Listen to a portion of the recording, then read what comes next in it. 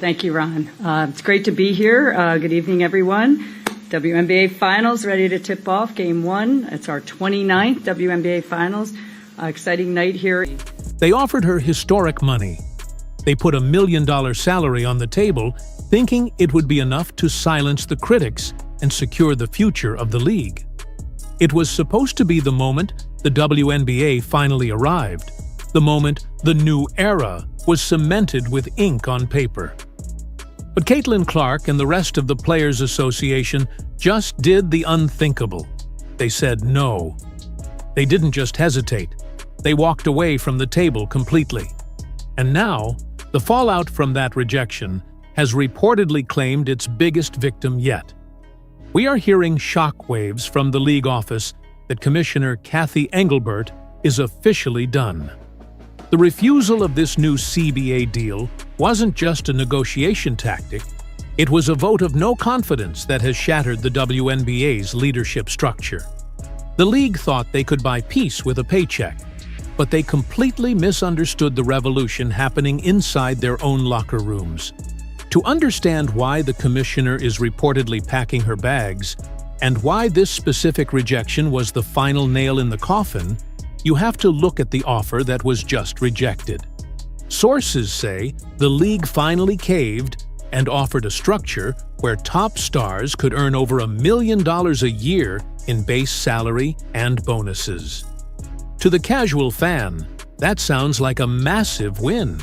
It's a huge jump from the Peanuts players were making just a few years ago, where the max salary hovered around $200,000. It was supposed to be the golden ticket that saved the 2026 season and prevented a labor stoppage. But the players, led by the massive leverage of stars like Clark, Reese, and Stewart, walked away. Why? Because they realized that $1 million is nothing compared to the billions the league is projected to make. You have to look at the math that the players are looking at. The WNBA recently secured a historic media rights deal valued at over $2 billion over the next decade. That is transformative money. That is the kind of money that changes generational wealth. When the league came to the table offering $1 million salary cap for top players, the union realized that the owners were trying to pull a fast one. They were trying to lock the players into a fixed number, while the owners kept the vast majority of the upside. The players don't just want a higher allowance, they want a piece of the pie. They want revenue sharing. They want a percentage of every jersey sold, every ticket scanned, and every commercial aired. By rejecting this deal, they didn't just reject a contract, they rejected the entire business model that Cathy Engelbert built her reputation on. That rejection seems to be the final straw for Cathy Engelbert. Her tenure has been defined by a desperate struggle to balance the old guard of the WNBA with the explosion of the new era. For the last 2 years, she has been walking a tightrope, and she finally fell off. To understand why she is reportedly resigning, you have to go back to the absolute chaos of the last season. It was a PR nightmare from start to finish. It started with the travel issues, where players were forced to fly commercial, while charter flights were only given selectively. Then came the prioritization rule that forced players to choose between the WNBA and lucrative overseas contracts, effectively taking money out of their pockets. But the real damage was done in the public eye. Remember the interview that changed everything?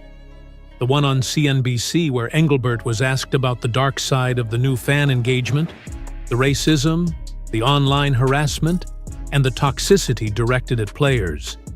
Instead of defending her athletes, instead of drawing a hard line in the sand and condemning the hate, she pivoted to a corporate, robotic answer about rivalries and marketing. She compared the situation to Magic Johnson and Larry Bird in the 80s. It was a disaster. The players were furious. They felt abandoned. They felt like the commissioner saw their pain as nothing more than a marketing metric to drive engagement. The union actually released a statement calling her leadership into question back then, but she survived it. She survived it because the owners thought she could still deliver the financial goods. But now? Now she has failed to deliver the financial goods. The owners brought Kathy Engelbert in from Deloitte. She was a corporate shark, a numbers person. Her job was to grow the business. And to her credit, the valuation of the league has skyrocketed. But a commissioner has two jobs: satisfy the owners and manage the talent. She completely failed to connect with the athletes who drive the business. You can't run a sports league if the players don't respect you. When the players publicly embarrassed the league by turning down this historic offer, it proved that Engelbert had lost all control. The owners realized that as long as Engelbert is sitting in the big chair, the players aren't going to sign. She has become a symbol of the old way of doing things: slow, corporate, and out of touch. Now, the internet is lighting up with reports that Engelbert has resigned. While the league is scrambling to control the narrative, releasing vague statements about ongoing discussions, insiders are claiming this wasn't a voluntary choice. The word is that the Board of Governors, the group of owners who actually run the league, are terrified of a lockout. They know the stakes. They know that without Caitlin Clark, Angel Reese, and the stars on the floor in 2026, their revenue tanks. The momentum the WNBA has built is fragile. If they miss a season, or even part of a season, due to a labor dispute, they might never get this level of attention again. If the only thing standing between a signed deal and a lockout is the commissioner, then the commissioner has to go. It's likely being framed as a mutual parting of ways in the corporate press. You'll see statements thanking her for her service, citing the growth of the league and wishing her well. But let's be real. This looks like a forced exit. The timing is too perfect. The rejection of the CBA happened, the panic set in, and now the leader is leaving. The players demanded a change in leadership, implicitly or explicitly, and it looks like they finally got it. This is a massive victory for the Players Association. It shows that they have identified their leverage, and they are not afraid to use it. They realize that the product on the court is the only thing that matters, and without them, the suits in the office have nothing to sell. This moment proves that the power dynamic in women's basketball has completely flipped. For decades, the WNBA acted like they were doing women a favor by letting them play. The salaries were low, the travel was rough, and the marketing was non-existent. Players were expected to be grateful for the opportunity. But the Clark effect killed that mindset forever. When Caitlin Clark entered the league, she brought millions of new eyes. Ticket prices soared. Arenas sold out. Merchandise flew off the shelves. The players looked around and realized they were the ones generating the cash, yet they were still being treated like second-class citizens. And there is another massive factor that likely pushed Engelbert out the door. Unrivaled. This is the new 3-on-3 league, founded by Brianna Stewart and Nafisa Collier. This isn't just a side hustle, it is a direct threat to the WNBA's monopoly. Unrivaled is offering players huge equity, 6-figure salaries for just a few weeks of work, and a player-first environment. It gave the players an alternative. Suddenly, the WNBA wasn't the only game in town. If the WNBA didn't pay up, the stars could go play in Miami for Unrivaled, make their money, and leave the WNBA in the dust. Engelbert tried to play hardball in a world where she no longer held the bat. She didn't realize that the monopoly was over. The failure to recognize the threat of Unrivaled is likely one of the reasons the owners lost faith in Engelbert. She seemed to underestimate the players' ability to organize and build their own infrastructure. The players created their own leverage. They didn't just ask for a bigger slice, they built their own bakery. This put the WNBA in a corner. They had to offer the world to keep their stars, And when they offered $1 million and were still told no, the owners realized they needed a new negotiator. They need someone who the players trust, someone who understands the modern landscape of athlete empowerment. Of course, you're already seeing the mainstream media try to spin this. They're calling the players greedy or ungrateful for turning down $1 million salary. You'll see headlines asking, "Is this too much too soon?" But don't fall for it. This isn't about greed, it's about math. When the league is signing deals worth hundreds of millions, and the players are capped at a fraction of that, it's not greed to ask for your fair share. The NBA players get roughly 50% of basketball-related income. The WNBA players have historically received a tiny fraction of that. The players aren't asking for money that doesn't exist, they're asking for the money they generated. The narrative of the greedy athlete is a tired trope used to turn fans against players during labor negotiations. But this generation of fans is smarter. They see the sold-out stadiums. They see the TV ratings beating the NBA in some slots. They know the money is there. The refusal of this deal exposed the fact that the league is still trying to hoard the profits while the women do the work. By rejecting the deal, the players stripped away the PR veneer and showed the business for what it is. And unfortunately for Cathy Engelbert, she was the face of that business. Let's talk about what happens next, because the resignation is just the beginning. If Engelbert is truly out, the WNBA faces a leadership vacuum at the most critical moment in its history. They have to find a new commissioner, and they have to do it fast. But who would want this job? It's a nightmare position. You have to negotiate with a union that smells blood in the water. You have to manage owners who are worried about their profit margins. And you have to do it all while the entire world is watching. The next commissioner will have to be a wartime leader. They will have to bridge a gap that feels like a canyon. There is also the looming threat of a lockout. If a new deal isn't signed soon, the 2026 season is in genuine peril. Imagine the catastrophe of canceling the season right after the biggest growth year in history. It would be business suicide. But the players have shown they are willing to risk it. They have saved their money. They have other income streams now. They are willing to sit out to get what they deserve. The owners are the ones who can't afford a lockout.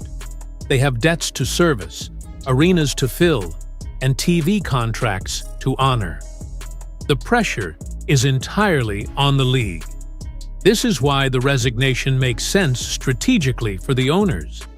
By removing Engelbert, they press the reset button. They can blame the stalled negotiations on her. They can bring in a new face and say, "We are starting fresh." It's a classic corporate maneuver. Sacrifice the leader to save the deal. It allows them to return to the table with the Players Association and say, "We heard you. We made changes. Now let's talk." It might be the only card they have left to play to avoid a total collapse of the 2026 season. We also have to consider the Caitlin Clark factor in all of this. While she hasn't come out and publicly demanded Engelbert's firing, her silence speaks volumes. In the modern NBA or WNBA, the superstars run the show. If LeBron James wants a coach gone, the coach is gone. If Caitlin Clark felt that Engelbert was the right leader, she would have supported her. The fact that the biggest star in the sport, the woman who single-handedly reshaped the economy of the league, is standing with the union against the commissioner's offer tells you everything you need to know. Clark is not just a rookie. She is a power broker. And she just flexed her muscle. The other players are rallying too. You see the unity on social media. The Bet on Women slogan has turned into Pay Women. They are tired of the investment mode excuse. For years, the WNBA owners claimed they were losing money, so they couldn't pay players. But now that the money is pouring in, the players expect the excuses to stop. Engelbert's inability to pivot from survival mode to thriving mode was her ultimate failing. She was a great peacetime general, keeping the league afloat when times were tough. But she proved to be a terrible wartime general when the league exploded into prosperity. So, where does this leave us? If the reports hold true, and Engelbert is out, the WNBA is entering dangerous territory. We are staring down the barrel of a potential lockout that could cancel the 2026 season. The players have drawn a line in the sand, and they aren't backing down. The commissioner might be the first casualty of this war, but she probably won't be the last. The entire structure of the league is being challenged. We might see ownership groups sell. We might see a complete restructuring of how the league operates. The next few weeks are going to be absolutely critical. We need to watch who the owners float as a replacement. Will they pick a former player? That would be an olive branch to the union. Will they pick another corporate executive? That would signal they want to fight. We also need to watch the rhetoric coming out of the union. If they celebrate the resignation, it confirms that this was a hit job. If they stay silent, it means they are focused purely on the money. The reality is the WNBA has outgrown its old skin. It's shedding the past, and that process is painful. Kathy Engelbert represents the past, a time when the league was desperate for validation, desperate for sponsors, and desperate for stability. But the league doesn't need validation anymore. It commands attention. It doesn't need stability. It needs equity. The players have evolved, the fans have evolved, and the business has evolved. The only thing that didn't evolve was the leadership. This story is far from over. As we wait for the official press conference, keep an eye on the other leagues. Watch Unrivaled. Watch the overseas markets. The players are showing us that they have options. The WNBA is now fighting for its own relevance in a market it used to control completely.